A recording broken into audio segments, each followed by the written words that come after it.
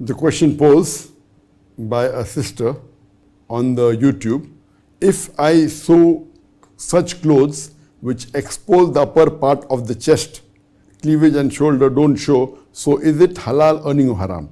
I believe the question posed is that talking about a tailor stitching clothes for a lady where the upper part of the chest is seen and the cleavage and the shoulder is seen, so is it halal to stitch such clothes? First, you should realize what is the purpose of these clothes.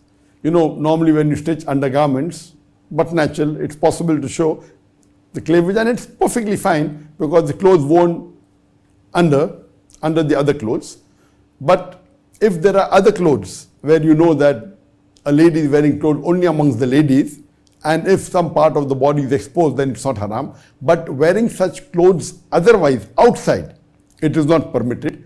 So depending upon the clothes, that if you know that you are stitching clothes for ladies who are going to wear an abaya on top of that, then it's perfectly fine. But if you know that you are stitching designer clothes and people wear these clothes, not wearing a coat over it or wearing an abaya over it, and if you're aware of it, stitching such clothes is not permitted. Because Allah says in the Quran, in Surah Ma'idah, chapter number 5, verse number 2, that help one another in righteousness and taqwa.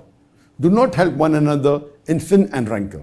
So if you're making clothes which you're aware that ladies will be wearing for parties and exposing the body and would be involved in things which are haram, then it is not correct to stitch such clothes. But if you know these clothes are worn at home, it's not worn, the ladies are not going to wear it in front of the non-mahram. There are some Muslim countries where people wear abaya. So if you know that it is not going to involve any haram action, then there's no problem. But if you're aware that this will be worn by ladies who normally go for parties outside and they don't wear the hijab, and you're specially catering to them, then it is not permitted for you to help them in doing haram activity. You should not stitch such clothes.